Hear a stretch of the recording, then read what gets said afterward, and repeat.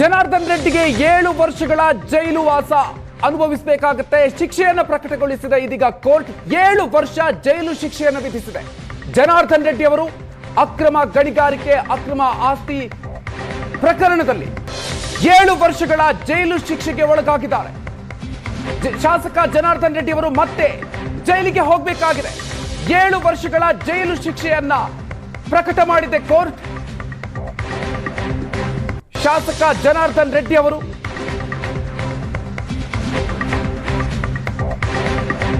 ಏಳು ವರ್ಷಗಳ ಜೈಲು ಶಿಕ್ಷೆಗೆ ಗುರಿಯಾಗಿದ್ದಾರೆ.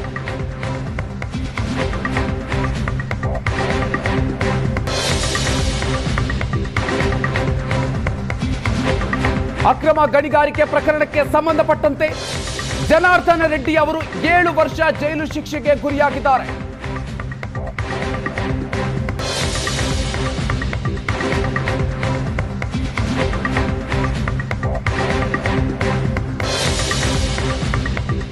ದೇಶಾದ್ಯಂತ ಸಾಕಷ್ಟು ದೊಡ್ಡ ಮಟ್ಟದಲ್ಲಿ ಚರ್ಚೆಗೆ ಕಾರಣ ಆಗಿದ್ದಂತ ಪ್ರಕರಣ ಇದು. ಅಕ್ರಮ ಗಣಿಗಾರಿಕೆ ಪ್ರಕರಣದಲ್ಲಿ ರಾಜ್ಯದ 29 ಲಕ್ಷ ಟನ್ ಅದಿರನ್ನ ಲೂಟಿ ಮಾಡಿರುವಂತಹ ಗಂಭೀರ ಆರೋಪ.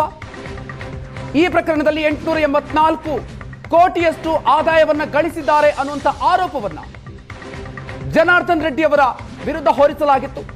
ಅದರ ತನಿಖೆಯನ್ನ ಸುದೀರ್ಘವಾಗಿ ನಡೆಸಲಾಗಿತ್ತು.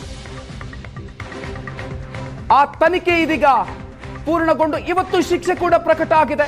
ಜನಾರ್ದನ್ ರೆಡ್ಡಿ ಅವರು 7 ವರ್ಷಗಳ ಕಾಲ ಜೈಲು ಶಿಕ್ಷೆಯನ್ನು ಅನುಭವಿಸಬೇಕಾಗುತ್ತೆ. ಈಗಷ್ಟೇ ಕೋರ್ಟ್ ಈ ಶಿಕ್ಷೆಯನ್ನು ಪ್ರಕಟ ಮಾಡಿದೆ. ರಮೇಶ್ ಮತ್ತಷ್ಟು ಡೀಟೇಲ್ಸ್ ಅನ್ನು ಕೊಡ್ತಾರೆ. ರಮೇಶ್, ಇದೀಗ ಈ ಪ್ರಕರಣದಲ್ಲಿ ಜನಾರ್ದನ್ ರೆಡ್ಡಿ ಅವರಿಗೆ 7 ವರ್ಷಗಳ ಸುದೀರ್ಘ ಜೈಲು ಶಿಕ್ಷೆಯನ್ನು ಕೋರ್ಟ್ ವಿಧಿಸಿರು. ಖಂಡಿತ ಅಂದ್ರೆ ಮಧುಕರ್, ಈ ಒಂದು ಪ್ರಕರಣದಲ್ಲಿ ಇದು ಎಲ್ಲೊಂದ್ ಕಡೆ ವಂಚನೆ ಮಾಡಿದ ಪ್ರಕರಣ ಆಗುತ್ತೆ. ಇದಕ್ಕೆ ಕನಿಷ್ಠ 7 ವರ್ಷಗಳ ಕಾಲ ಏನೋ ಶಿಕ್ಷೆಯನ್ನ ನೀಡುವಂತದ್ದು ಕೋರ್ಟ್ ಸಾಮಾನ್ಯವಾಗಿ ನೀಡುತ್ತೆ.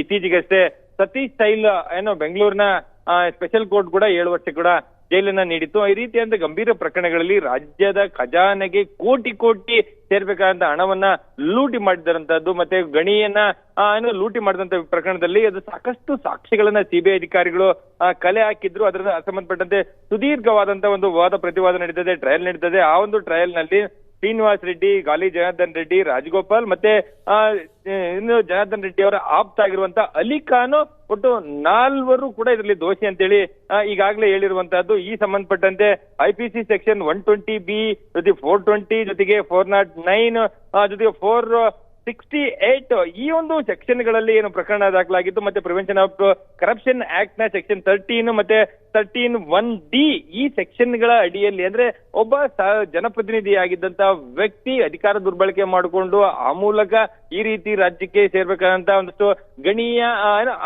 ಹಣ ಏನಿತ್ತು, ಖಜಾನೆಗೆ ಸೇರ್ಬೇಕಾದಂತ ಹಣ ಒಂದ್ ಕಡೆ ಏನೋ ತಪ್ಪಿಸಿರುವಂತದ್ದು ಮತ್ತೆ ಸರ್ಕಾರಕ್ಕೆ ನಷ್ಟ ಆಗಿರುವಂತದ್ದು, ಅವರು ಅದರಲ್ಲಿ ಲಾಭ ಮಾಡ್ಕೊಂಡಂತ ವಿಚಾರಕ್ಕೆ ಸಂಬಂಧಪಟ್ಟಂತೆ ಇಲ್ಲಿ ಏನೋ ದೊಡ್ಡ ಮಟ್ಟದ ಅವ್ಯವಹಾರಗಳು ನಡೆದಿದೆ, ತಪ್ಪು ನಡೆದಿದೆ ಅನ್ನುವಂಥದ್ದು ಮೇಲ್ನೋಟಿಗೆ ಸ್ಪಷ್ಟ ಆಗಿತ್ತು. ಇದಕ್ಕೆ ಸಂಬಂಧಪಟ್ಟಂತೆ ಒಟ್ಟು 2400 ದಾಖಲೆಗಳನ್ನ ಹಾಕಿತ್ತು ಸಿಬಿಐ ಅಧಿಕಾರಿಗಳು. ಮತ್ತೆ ಜೊತೆಗೆ 218 ಜನ ಸಾಕ್ಷಿಗಳನ್ನ ಏನು ಸಿಬಿಐ ಅಧಿಕಾರಿಗಳು ಇದರಲ್ಲಿ ಕಲೆ ಹಾಕಿದ್ರು. ಆ ಎಲ್ಲಾ ದಾಖಲೆಗಳು, ಸಾಕ್ಷಿಗಳು ಮತ್ತೆ ಸಾಕಷ್ಟು ವಿಚಾರಗಳನ್ನ ಎಕ್ಸಾಮಿನ್ ಮಾಡಿದಂತ ಕೋರ್ಟ್ ಇವತ್ತು ಜನಾರ್ದನ್ ರೆಡ್ಡಿ ಮತ್ತಿತರರು ತಪ್ಪಿತಸ್ಥರು ಅಂತೇಳಿ ಏನು ತೀರ್ಪನ್ನ ನೀಡಿರುವಂತದ್ದು. ಈ ಮೂಲಕ ಇಲ್ಲಿ ಏನು ಅವರು ಒಂದ್ಸರಿ ಅರೆಸ್ಟ್ ಆಗ್ತಾರೆ. ಅರೆಸ್ಟ್ ಆದ ನಂತರ ನಮ್ಗೆ ಇನ್ನೊಂದು ಪ್ರಾಸನ ಗೊತ್ತಿರ್ಬೋದು ಮಧುಕರ್, ಅಂದ್ರೆ ಬೇಲ್ ಅನ್ನ ಪಡ್ಕೊಳ್ಳಿಕ್ಕೆ ಎಲ್ಲ ಒಂದ್ ಕಡೆ ಬೇರೆ ಬೇಲ್ ಫಾರ್ ಡೀಲ್ ಅನ್ನೋ ಮತ್ತೊಂದು ಪ್ರಕರಣದಲ್ಲಿ ಜನಾರ್ದನ್ ರೆಡ್ಡಿ ಅವರು ತಿಗಳಾಕೊಂಡಿದ್ರು ಇದೇ ಪ್ರಕರಣದಲ್ಲಿ. ಸೊ ಅದಾದ ನಂತರ ಮತ್ತೆ ಅವರು ಸಾಕಷ್ಟು ವರ್ಷಗಳ ಕಾಲ ಜೈಲಿನಲ್ಲಿ ಇದ್ದು ಹೊರಗಡೆ ಬರ್ತಾರೆ. ಹೊರಗಡೆ ಬಂದು ಈ ಪ್ರಕರಣದಲ್ಲಿ ಎಲ್ಲ ಒಂದ್ ಕಡೆ ಅವರು ತಪ್ಪು ಮಾಡಿದ್ದಾರೆ. ಸೊ ಅದರಿಂದ ಸಾಕಷ್ಟು ಕೋಟ್ಯಾಂತರ ರೂಪಾಯಿ ದುಡ್ಡನ್ನ ಅವರು ಲೂಟಿಯನ್ನ ಮಾಡಿದ್ದಾರೆ. ಮತ್ತೆ ಇದು ಅತ್ಯಂತ ಪ್ರಮುಖವಾಗಿ ಒಬ್ಲಾಪುರಂ ಮೈನಿಂಗ್ ಕಂಪನಿಯ ಮೂಲಕ ಗಣಿಗಾರಿಕೆ ಮಾಡೋ ಸಂದರ್ಭದಲ್ಲಿ ಆಂಧ್ರ ಮತ್ತೆ ಕರ್ನಾಟಕದ ಗಡಿಯನ್ನ ಏನೋ ಅದಲು ಬದಲು ಮಾಡಿರುವಂತದ್ದು, ಗಡಿಯನ್ನ ಅವರು ಏನೋ ನಾಶ ಮಾಡಿರ್ತಾರೆ. ಸೊ ಈ ಎಲ್ಲಾ ಆರೋಪಕ್ಕೆ ಸಂಬಂಧಪಟ್ಟಂತೆ ಸಾಕಷ್ಟು ಕಲೆ ಹಾಕಿದ್ರು. ಈಗ ಕೋರ್ಟ್ ಅವರು ದೋಷಿ ಅಂತ ಹೇಳುವ ಮೂಲಕ 7 ವರ್ಷ ಶಿಕ್ಷೆಯನ್ನು ಪ್ರಕಟ ಮಾಡಿದೆ. ಮಧುಕರ್, ರಮೇಶ್, ಇದೀಗ ಕಾನೂನು ಹೋರಾಟಕ್ಕೆ ಸಂಬಂಧಪಟ್ಟಂತೆ ಜನಾರ್ದನ್ ರೆಡ್ಡಿ ಅವರ ಮುಂದೆ ಯಾವ ರೀತಿಯಾಗಿರುವಂತಹ ಆಪ್ಷನ್ಸ್ ಮುಂದೆ ಇರುತ್ತೆ ಹಾಗಾದ್ರೆ?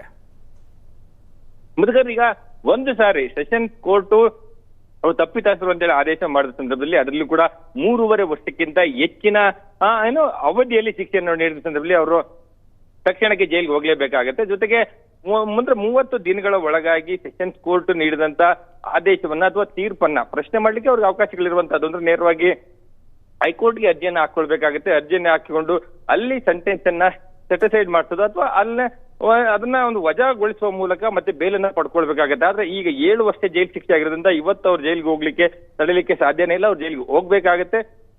ಅದಾದ ನಂತರ ಈ ಸೆಷನ್ಸ್ ಕೋರ್ಟ್ ಅಂದ್ರೆ ಸಿಬಿಐ ಕೋರ್ಟ್ ಕೊಟ್ಟಿರುವಂತ ತೀರ್ಪು ಸರಿ ಇಲ್ಲ, ಅದನ್ನ ಪ್ರಶ್ನೆಯನ್ನ ಮಾಡ್ತೀವಿ, ಮೇಲ್ಮನವಿ ಹೋಗ್ತೀವಿ ಅಂತೇಳಿ 30 ದಿನಗಳ ಒಳಗಾಗಿ ಅವರು ಮೇಲ್ಮನವಿ ಹೋಗಿ ಅಲ್ಲಿ ಆ ಮೂಲಕ ಹೈಕೋರ್ಟ್ ಏನಾದ್ರು ಅವರಿಗೆ ಆ ಒಂದು ಕೆಳ ನ್ಯಾಯಾಲಯದ ಆದೇಶವನ್ನ ಅಂದ್ರೆ ಒಂದು ತಡೆ ಹಿಡಿದು ಆ ಮೂಲಕ ಅವ್ರಿಗೆ ಜಾಮೀನು ಕೊಟ್ಟಿದ್ದೆ ಅದರಲ್ಲಿ ಅವ್ರು ಹೊರಗಡೆ ಬರ್ತಾರೆ. ಅಥವಾ ಒಂದ್ ವೇಳೆ ಆದೇಶಕ್ಕೆ ತಡೆ ನೀಡದೆ ಇದು ಟ್ರಯಲ್ ಅನ್ನ ಮುಂದುವರ್ಸೋಡುವಂತದ್ದಕ್ಕೆ ನಿರ್ಧಾರಕ್ಕೆ ಬಂದಿದ್ದೆ ಹೈಕೋರ್ಟ್, ಆ ಸಂದರ್ಭದಲ್ಲಿ ಕೂಡ ಅವರು ಜೈಲಿನಲ್ಲಿ ಇರಬೇಕಾದಂತ ಅನಿವಾರ್ಯತೆ ಎದುರಾಗುತ್ತೆ. ಮಧುಕರ್, ಮತ್ತೊಂದು ಕಡೆಯಲ್ಲಿ ರಾಜಕೀಯವಾಗಿ ಕೂಡ ಶಾಸಕರಾಗಿರುವಂತಹ ಜನಾರ್ದನ್ ರೆಡ್ಡಿ ಅವರು ರಾಜಕೀಯದ ಕತೆ ಏನ ಹಾಗಾದ್ರೆ ಮುಂದೆ ಅಂತ? ಮಧುಕರ್ ಅಂದ್ರೆ ಈಗ ಅವರು ಶಾಸಕರಾಗಿದ್ದಾರೆ. ಸೊ ಈಗ ಅವರಿಗೇನು 7 ವರ್ಷ ಜೈಲು ಶಿಕ್ಷೆ ಆಗಿರೋದ್ರಿಂದ ಈ ಜೈಲು ಶಿಕ್ಷೆಯ ಅವಧಿಯನ್ನ ಅಥವಾ ಆ ಒಂದು ಶಿಕ್ಷೆಯನ್ನ ಅಮಾನತಿನಲ್ಲಿ ಇಡುವವರೆಗೂ ಕೂಡ ಅವರು ನಮ್ಮ ಶಾಸಕತ್ವವನ್ನ ಕಳ್ಕೊಳ್ತಾರೆ.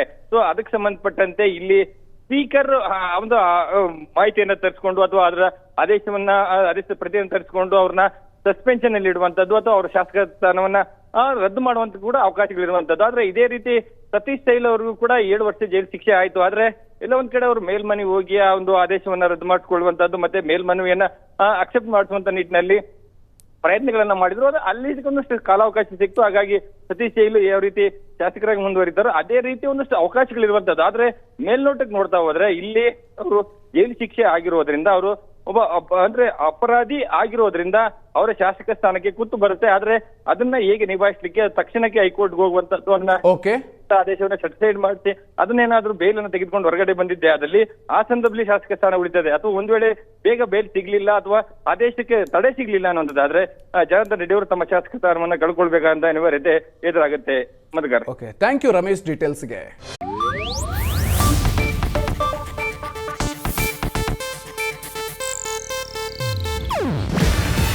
ಇದು ಏಷ್ಯಾನೆಟ್ ನ್ಯೂಸ್ ನೆಟ್ವರ್ಕ್ ಪ್ರಸ್ತುತಿ. ನೀವು ನೋಡ್ತಿದ್ದೀರಾ ಏಷ್ಯಾನೆಟ್ ಸುವರ್ಣ ನ್ಯೂಸ್.